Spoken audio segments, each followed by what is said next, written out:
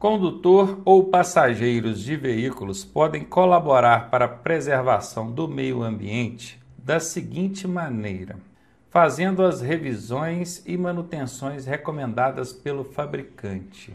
Nesse caso, o condutor, né? Sim, encaixa. Evitando paradas prolongadas com o motor em funcionamento. Também se encaixa aqui no caso para condutor. Não atirando lixo, pontas de cigarros e latas nas vias públicas. Essa vale tanto para o condutor quanto para os passageiros. E a alternativa D diz que todas as alternativas acima estão corretas. Eu concordo. Letra D é a resposta e vai a dica para você.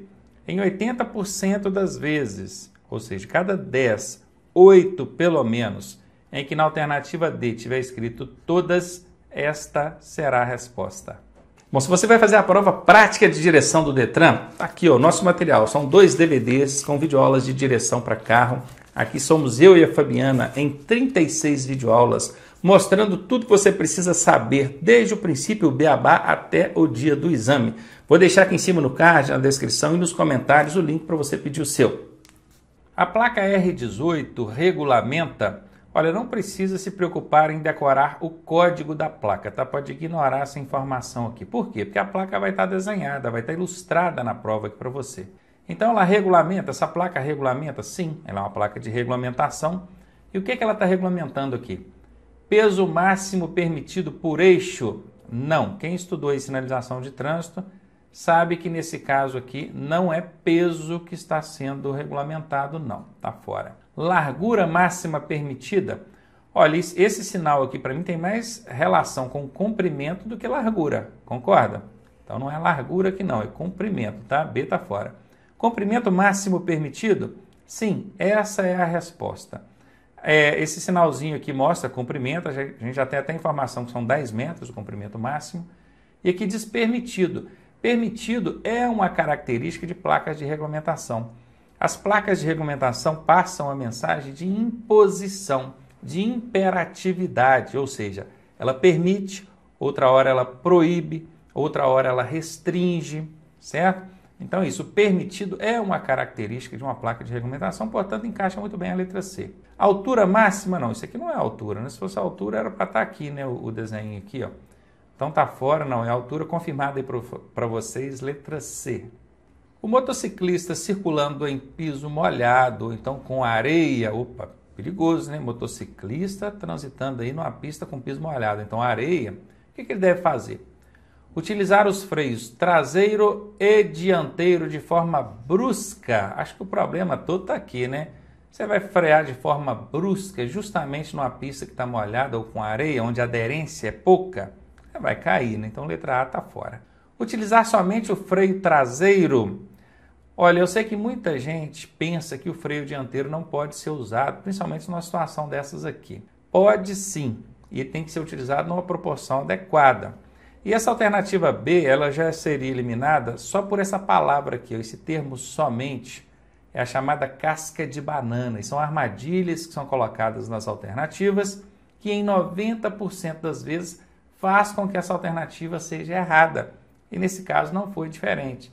A alternativa B está errada, pode eliminar. Utilizar o freio dianteiro e traseiro simultaneamente. O que é simultaneamente? Ao mesmo tempo. Sim, e quando eu digo na proporção exata, é pelo seguinte.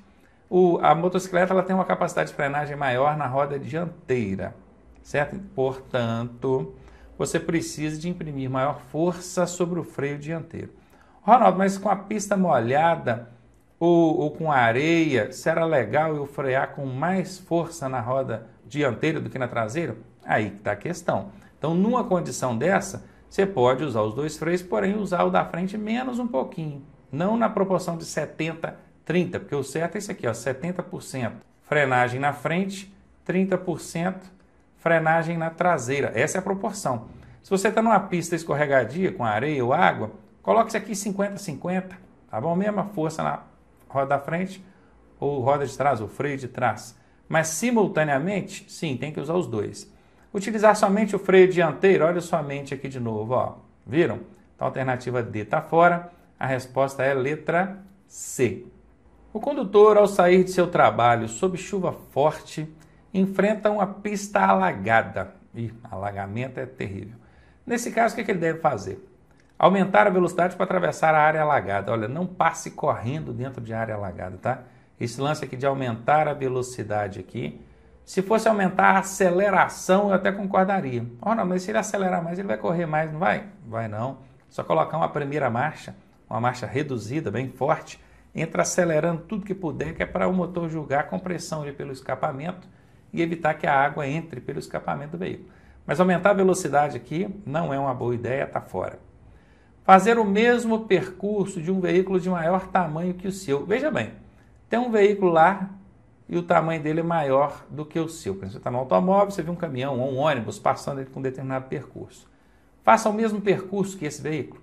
Olha, se fosse de um veículo do mesmo tamanho do seu, a ideia até seria boa, porque você viu que o outro passou, você também pode passar. Agora, o outro veículo é maior do que o seu, ele passou, mas será que você vai passar? Então, obviamente, isso aqui não pode ser usado como referência, a alternativa B está fora. Avaliar a proporção do alagamento, claro, pois a água pode estar escondendo algum buraco mais profundo. Sim, faz todo sentido. Essa alternativa C aqui tem todo sentido, não vi nada de errado nela. E a alternativa D, ultrapassar os veículos que estão à sua frente. Pô, você vai entrar ultrapassando dentro de área alagada? Você está louco, isso aqui não faz o menor sentido. D está fora. Alternativa C mesmo, a gente não encontrou nada de errado nela. A velocidade que permite ao condutor reagir diante de um obstáculo, ou de um pedestre, ou de outro veículo, é... Que velocidade é essa, hein? Que permite que um condutor reaja diante de uma situação inesperada, um obstáculo, um pedestre, um outro veículo que surge ali. É a velocidade compatível com as condições da via e do trânsito por onde está circulando? Compatível quer dizer que compete, que está ok, adequada com as condições da via e do trânsito. Olha, se compete, se está ok, está favorável. Bom, isso aqui serve, ela cabe. Vamos ver, a máxima permitida para a via onde está circulando, olha, às vezes a via até permite andar 80, 100, 60, sei lá. Mas as condições aqui, olha só, circunstâncias inesperadas. Numa condição, uma circunstância inesperada, será que você vai conseguir aqui reagir a tempo de evitar um acidente? Não iria aqui na máxima não, tá? Tá, mas está dentro da legalidade, está dentro da máxima. Tudo bem, mas para a direção defensiva, essa máxima aqui não encaixa bem com o que foi proposto na questão, não. Máxima de 80 por hora, aí já fica até complicado, né? Porque como é que a gente vai afirmar que é 80 por hora? A gente não sabe nem o tipo de via que a gente está aqui, né? Então, C está fora. Da mesma forma aqui, ó, máxima de 30 por hora em qualquer via. Ainda tem o termo qualquer, que é um termo muito amplo. Normalmente, quando esse termo aparece numa alternativa, é 90% de chance dessa alternativa estar errada. Então, nesse caso aqui não foi diferente. Letra D está fora. Ficamos mesmo com a letra A. Se você imprime uma velocidade compatível com as condições da via e do trânsito, aí está tudo ok. Letra A encaixa muito bem aí. Você está conduzindo o seu veículo e um pedestre surge atravessando a via de forma inesperada. Olha que interessante. Está bem lá dirigindo, tranquilão, surge um pedestre do nada atravessando a via. Saiu de trás de um ônibus, né, coisa do tipo. A decisão segura a ser tomada pelo condutor é buzinar de forma prolongada para alertar o pedestre, fia a mão no buzina, para chamar a atenção dele e sair da sua frente. Absolutamente não, isso inclusive é ilegal, além de não ser eficaz esse tipo de medida. É ilegal, você pode inclusive ser autuado aqui pelo uso indevido da buzina de forma inadequada. Fazer sinais de braço alertando o pedestre, balançar a mão, põe a mão para fora da janela, dentro, sinaliza para ele ver e sair da frente. Também não é a solução. Piscar os faróis para alertar o pedestre, você pode até piscar o farol ali, mas será que isso é eficaz? Será que isso, dentro de uma proporção de razoabilidade, de eficácia, isso vai resolver o problema? Vai evitar que o acidente aconteça? Eu imagino que não. Letra C também eu descartaria. Frear o veículo, muito bem. Sinalizando para o condutor que vem atrás que você vai diminuir a marcha e parar. Ótimo, se você conseguir colocar o braço para fora aqui, balançar aqui, ó, na horizontal, e já com a outra mão no volante e freando forte, você está freando, consequentemente já está diminuindo a marcha, que é a velocidade, a intensidade ali, e vai parar. E sinalizou para quem vem atrás, pronto, olha só, você evitou de atropelar quem está na frente, evitou quem vem atrás colida com a traseira do seu carro, fez tudo bacaninha. Se você conseguir executar isso tudo aqui dentro dessa circunstância inesperada, você está de parabéns, você é um motorista nota 10. Essa aqui é a conduta desejável, portanto é a mais adequada aqui para a resposta da questão. Vítima de acidente apresenta corpo estranho, parte metálica, encravado em seu corpo. Corpo estranho encravado em seu corpo. Diremos um objeto encravado em seu corpo, talvez teria ficado melhor a elaboração da questão. Mas vamos perdoar aí o examinador que elaborou, né? Nessa situação você deve, vamos lá, só retirar o corpo estranho se estiver causando dor. Temos alguns problemas aqui, ó. Retirar corpo estranho ou qualquer objeto encravado numa vítima não é recomendável pela prestação de primeiros socorros. E aqui a gente ainda tem o tal do só, que é uma casca de banana. Quem estuda com a gente sabe quais são as cascas de banana. Ah, você não estuda com a gente? Aqui embaixo, ó, debaixo de mim aqui, ó. Tá vendo esse site aqui, ó? autoescolaonline.net. Isso aqui não é um link, não. Tem que digitar aí no Google aí, ó. www.autoescolaonline.net. A hora que abrir a página, uma página azul, vai aparecer logo um DVD ali com a cara do Ronaldo. Você vai lá em cima, em cursos online, clica lá e matricula no nosso curso para habilitação. Você vai aprender essa e dezenas de outras dicas. Então, isso aqui é uma casca de banana e quando aparece uma casca de banana na alternativa, tem 90% de chance dela ser errada. E nesse caso aqui não foi diferente. Ela está errada, pode eliminar. Não remover o corpo estranho. Ótimo, então já está dentro do que a prestação de primeiros socorros recomenda, dentro do que o protocolo recomenda, não remover o corpo estranho. E monitorar os sinais vitais da vítima. O que é monitorar? Observar, verificar e controlar. Pulso, respiração, pressão arterial, se você tiver como controlar isso na hora ali, temperatura corporal, tudo conta.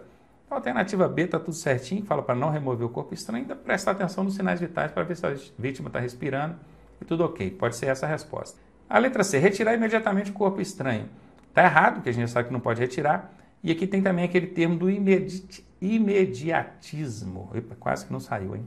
Imediatismo, em 90% das vezes, leva a alternativa a estar errada. E nesse caso não foi diferente. Letra C está fora. Retirar o corpo estranho, de novo, mandando retirar, não pode retirar. Letra D está fora, confirmando aí B para gente. Na impossibilidade da presença do resgate, o socorrista deve observar no acidentado, primeiramente, então o que o socorrista deve observar primeiro numa vítima de acidente? Lesões contundentes. Olha, eu particularmente, eu até imagino o que significa esse termo contundente. Mas se você pedir para eu te dar a definição exata, precisa, eu vou ter que procurar no dicionário. Mas imagino que seja uma lesão profunda, uma lesão grave. Tá bom assim? Depois a gente pesquisa o que significa esse contundente. Eu preciso observar uma lesão grave? Em primeiro lugar? Não sei, eu preciso observar a lesão grave. Mas em primeiro lugar, que fala primeiramente, tem uma ordem aí hierárquica, né? Observar, a gente vai observar primeiro os sinais vitais. Se a vítima respira, se ela pulsa, como é que está a pressão arterial dela, se tiver como controlar isso. Depois disso vem a questão da hemorragia, né, que perda de sangue ele pode levar a vítima a óbito em pouco tempo também. E aí vai.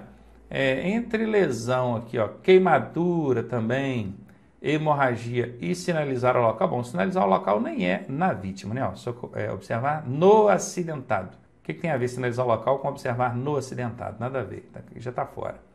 Entre uma lesão grave, uma queimadura de primeiro grau, que nem é tão grave assim, se fosse de terceiro grau, tudo bem. E uma hemorragia, que é perda de sangue, qual das três vocês acham que precisa ser observado primeiro? É a hemorragia, tá bom? Então marca aí. Se tivesse aqui parada respiratória, parada cardíaca, viriam antes de hemorragia, tá? Porque são sinais vitais. Agora, não tendo, o que vem na sequência aí, hemorragia, ele vem primeiro e ter lesões contundentes e queimaduras. Não constitui efeitos danosos do ruído, ou seja, não são danos causados aí pelos ruídos. Insônia, sim, aí é um efeito. Aqui está pedindo qual que não, né? Não. Essa aqui é irritabilidade, sim, a pessoa fica irritada, causa estresse também é. Dor de cabeça, claro, causa. Efeito estufa, não, efeito estufa não tem nada a ver com ruído, com barulho, nada a ver. Então, isso aqui não é, como a questão está pedindo aquela que não é, letra D a resposta. Você não sabe o que é efeito estufa, não? É o aquecimento global, o aumento da temperatura do ambiente em razão de uma camada de carbono que vai se formando ao redor do planeta. Essa camada já existe naturalmente, a própria natureza cria essa camada para conservar um pouco da temperatura do calor do Sol ali, senão a gente vai vivendo a temperatura de gelo total. Mas o problema é que a ação humana, a intervenção humana nesse processo tem engrossado muito essa camada de carbono e é como se você dormisse no verão com 2 cobertores, aí está aquecendo demais e as consequências ao meio ambiente também não são favoráveis. Eu chamo de efeito estufa. Eu não vou entrar muito aqui no detalhe, porque não é aqui o objetivo dessa questão.